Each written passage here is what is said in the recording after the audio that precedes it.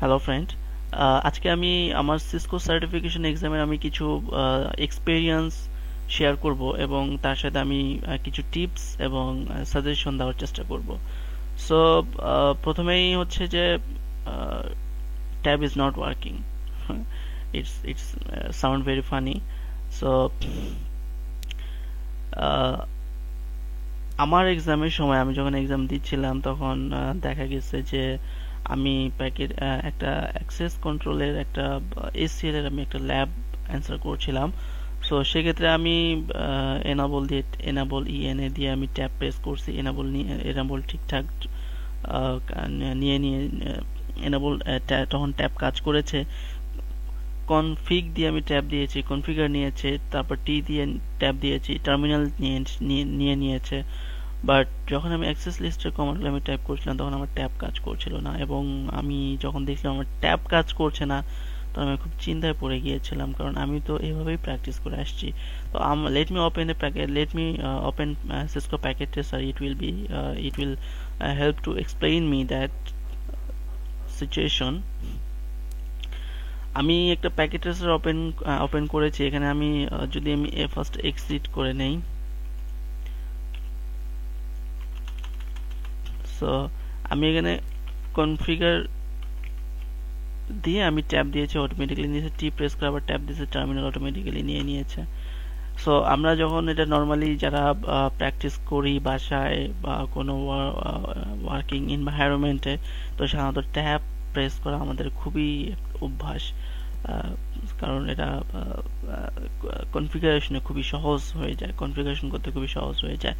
কিন্তু এক্সামে যারা এক্সাম দিবেন, যারা এক্সাম দেননি এখনো, দেওয়ার প্ল্যান করছেন, এক্সামের জন্য প্রিপারেশন নিচ্ছেন, তাদেরকে আমি সাজেস্ট করব যে আপনারা ট্যাব ইউজ করাটা বন্ধ করা, যাতে আপনারা এটা ছাড়া প্র্যাকটিস করেন, কমান্ড পুরোটাই নিজে টাইপ করেন। কারণ এক্সামে সব ক্ষেত্রে কাজ করবে না এমন না, কিন্তু কিছু ক্ষেত্রে দেখা যাবে যে কাজ করবে না, কারণ এটাতে আপনার ইফিসিয়েন্সিটা প্রমাণ হবে। আর আমার ক্ষেত্রে কাজ করছিল না। সো ফরচুনেটলি আমি এই সেলের কোয়েশ্চেন অ্যান্সার করছিলাম অ্যাক্সেস লিস্টের। অ্যাক্সেস লিস্ট খুবই সহজ একটা স্পেলিং ছিল, যার কারণে আমি পেরে গিয়েছি। বাট অন্য কোনো কিছু হলে হয়তো আমি আটকে যেতাম। আর আপনারা ভালো মতোই জানেন যে পুরো সিসকো সার্টিফিকেশন এক্সামে আপনাকে, আই হোপ, আই গেস, আমার মনে হয় আপনাকে আপাতত টোটাল 3টা বা 2টা ল্যাব অ্যান্সার করতে হবে। আর ল্যাব যদি 3টা অ্যান্সার করতে হয় বা 2টা অ্যান্সার করতে হয়, একটা ল্যাব যদি ভুল হয়ে যায় তো সেক্ষেত্রে পাস করার সম্ভাবনা খুবই কম থাকে। So of course be careful on that. এটাতে আপনাকে অবশ্যই সতর্ক থাকতে হবে। সো আপনারা যারা প্র্যাকটিস করছেন, যারা সিসকো এক্সাম দিবেন, তাহলে অবশ্যই আপনারা পুরো কমান্ডটা টাইপ করে প্র্যাকটিস করেন। ট্যাব ইউজ না করাটাই অনেক ভালো হবে। তো সেকেন্ড হচ্ছে যে there is no skip option, right? আপনি আহ, আমরা সাধারণত কি করি, কোনো মাল্টিপল কোয়েশ্চেন যখন আমরা অ্যান্সার করতে যাই, দেখলাম যে হ্যাঁ আমি এটা পারছি, অ্যান্সার করে দিলাম অ্যান্সার, আর যখন পরেরটা দেখতে পারছি না, তখন আমি ভাবি যে আমি এর পিছনে সময় নষ্ট না করে আগে আমি পরেরটা অ্যান্সার করি। হ্যাঁ, পরেরটা অ্যান্সার করি, দেন সময় বাঁচলে আমি যেটা পারিনি আমি সেটা অ্যান্সার করব। বাট সিসকো সার্টিফিকেশন এক্সামের ক্ষেত্রে আপনাকে কোয়েশ্চেন তো ওয়ান বাই ওয়ান আসবে। আপনি নেক্সট ক্লিক করবেন, আপনার নেক্সট কোয়েশ্চেন আসবে, বাট এখানে কোনো প্রিভিয়াসের অপশন নেই। আপনি একবার যদি নেক্সট ক্লিক করে দেন, আপনি সেই কোয়েশ্চেনটা আর ফিরে পাবেন না। সো আপনাকে ওভাবেই প্রিপারেশন নিতে হবে। সো এভাবেই প্রিপারেশন নিতে হবে, এবং একটা কোশ্চেনের পিছনে আপনাকে বেশি সময় ব্যয় করা যাবে না। আর এক্সামে টোটাল 50টা কোশ্চেন থাকবে। সো 50টা কোশ্চেনের ভিতরে 3টা মেবি ল্যাব থাকবে এবং 5টা থেকে 6টা ড্রপ এন্ড ড্রাগ টাইপের একটা কোশ্চেন আছে, যেটা যদি আমি দেখাই আপনাদেরকে, এই টাইপের কিছু কোশ্চেন থাকবে যে মিলায় আপনাদেরকে দিতে হবে। এটা এটা যেটা হচ্ছে যেরকম এরকম রিপেয়ার হচ্ছে হব সংখ্যা কত, সো এটার জন্য যা হবে আপনাদেরকে 110 তুলে এনে এখানে রিপে বসাতে হবে, অথবা রিপটা তুলে এনে 110 বসাতে হবে। মানে ম্যাচিং করে আর কি কোশ্চেনটা অ্যান্সার করতে হবে। এটা কোনো ডিফিকাল্টিস না, এটা খুবই সহজ কোশ্চেন, এটা পারা যায়। তো তারপরে হচ্ছে যে কোশ্চেনের কোনো there is no order of question, কোশ্চেনের কোনো অর্ডার থাকবে না। মানে এখানে আমি বলতে চেয়েছি যে অ্যাকচুয়ালি যে আপনারা যারা প্রিপারেশন নিচ্ছেন তারা হয়তো ভাববেন যে হ্যাঁ, প্রথমে যদি ল্যাব কোশ্চেন আছে আমি ল্যাব অ্যান্সার করব না, প্রথমে মাল্টিপল কোশ্চেন সব অ্যান্সার করব, তারপর আমি ল্যাব সবার শেষে অ্যান্সার করব। কিন্তু এখানে এটার কোনো সুযোগ নেই।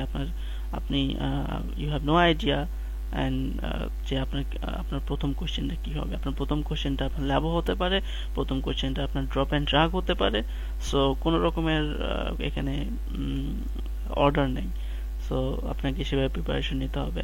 আর হ্যাঁ, ভিটিপি ভার্চুয়াল ট্র্যাকিং প্রোটোকলের ক্ষেত্রে এখানে আপনাকে টোটাল 5টা কোয়েশ্চেন অ্যান্সার করতে হবে। একটা কোয়েশ্চেনের আন্ডারে 5টা সাব কোয়েশ্চেন থাকবে।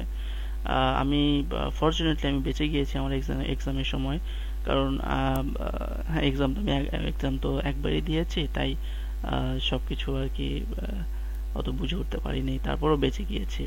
তো যাই হোক,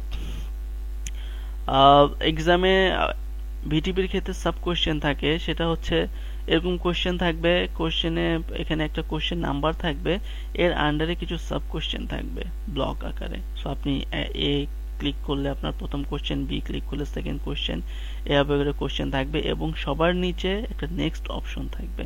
নেক্সট অপশন ক্লিক করলেই আপনি হোল কোশ্চেন থেকে নেক্সট কোশ্চেনে চলে যাবেন এবং আপনি ব্যাক করতে পারবেন না। সো এই ছিল, এইটা খুবই এই কয়েকটা জিনিস খুবই ম্যান্ডেটরি, কারণ এই টাইপের ভুল যদি আপনারা করে থাকেন তাহলে পাস করার সম্ভাবনা খুবই কম কম হয়ে যায়। সো আপনারা যারা প্রিপারেশন নিচ্ছেন, এক্সাম দিবেন, তার এই কয়েকটা বিষয়গুলোতে খুব মনোযোগ দিবেন, কারণ আমরা সবাই জানি এক্সাম ফি অনেক। সো এবং ফেল করলে খুবই খারাপ লাগবে এবং আমি চাইও না আপনারা কেউ ফেল করেন ক্যারিয়ারের বিষয়। সো এই টপিকগুলোতে খেয়াল রাখবেন এবং ইনশাল্লাহ আপনারা পাস করবেন। আর আপনাদের যদি কোনো রকমের হেল্প লাগে কোশ্চেন রিলেটেড, সো আপনারা কমেন্ট করতে পারেন, আমি চেষ্টা করবো অ্যান্সার দেওয়ার। সো ধন্যবাদ, আর সাবস্ক্রাইব করতে